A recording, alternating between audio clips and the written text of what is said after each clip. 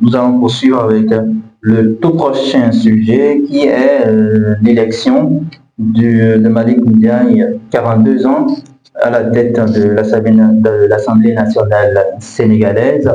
On sait très bien que le président Bassirou Diomaye Faye et son premier ministre sont tous également des jeunes personnes. Alors, Arina Sissi, est-ce que nous sommes là en train d'assister au renouvellement de la classe politique et à un bouleversement des paradigmes qui sont connus et maintenus jusque-là? Il faut le dire d'abord, nous assistons là au Sénégal, et puis c'est un cas typique que j'aime citer dans mes débats, parce que il nous donne une leçon de démocratie.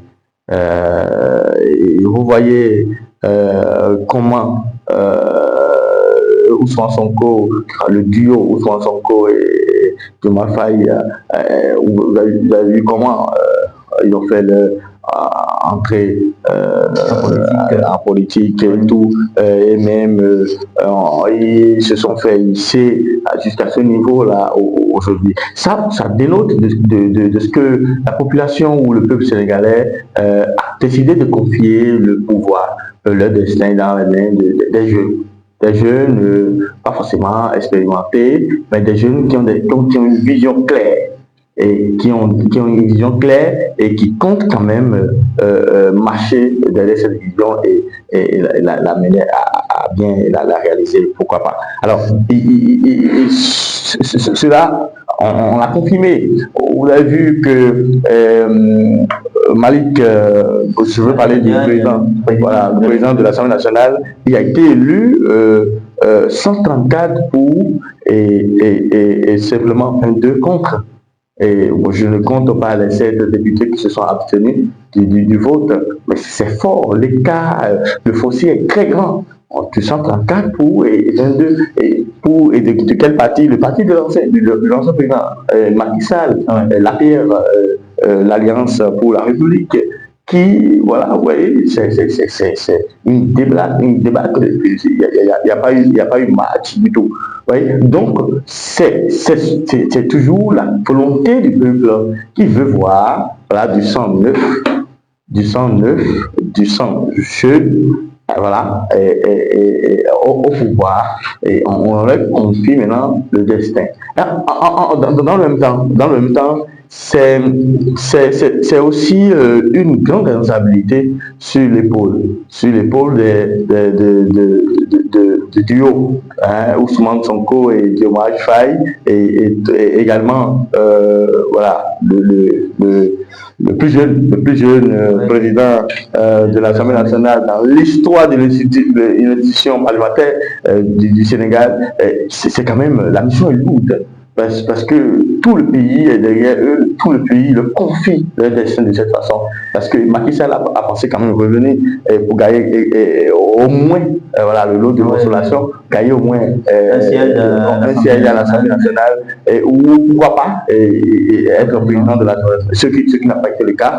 Donc on a donné l'Assemblée nationale et la présidence, voilà, au parti de Diomaye Faye.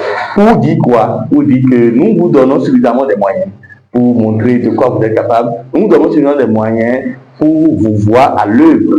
Parce que nous avons besoin d'un développement, nous avons besoin de réécrire notre histoire. Et c'est ça la mission que le Sénégal a actuellement. Alors, ils ont du boulot. Alors, cette jeunesse-là dont nous sommes en train de parler, qu'est-ce qu'elle peut apporter au peuple sénégalais pour son développement?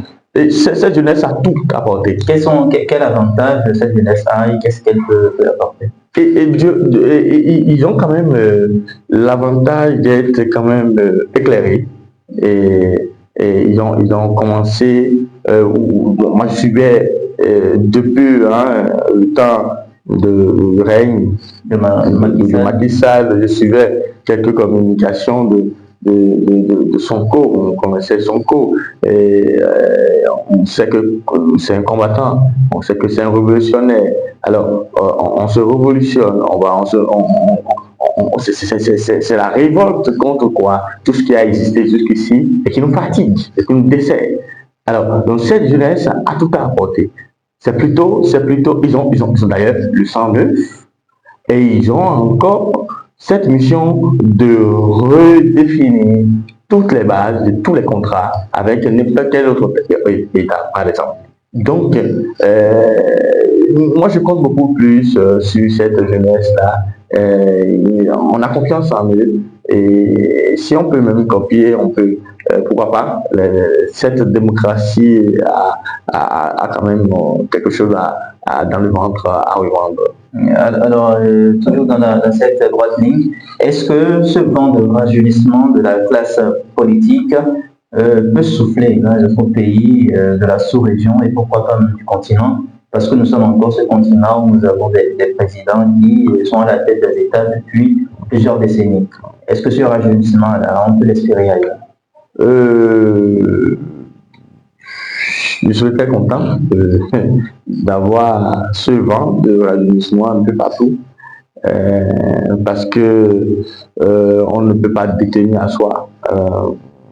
Soi-même, vous détenez quand même toute l'intelligence ou toutes les compétences qu'il faut pour voilà, vous passez votre temps, vous passez le témoin à quelqu'un d'autre pour la relève. Et c'est de cela qu'il s'agit. Donc,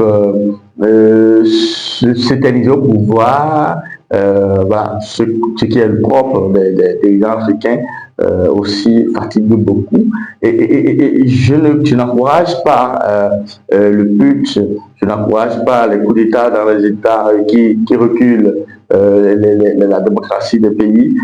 Mais je voudrais dire que cette manière de vouloir s'éterniser au pouvoir, ça fait partie des raisons pour lesquelles les militaires sont obligés de prendre leurs responsabilités, comme ce fut le cas, vous savez, dans le pays de l'AS par exemple.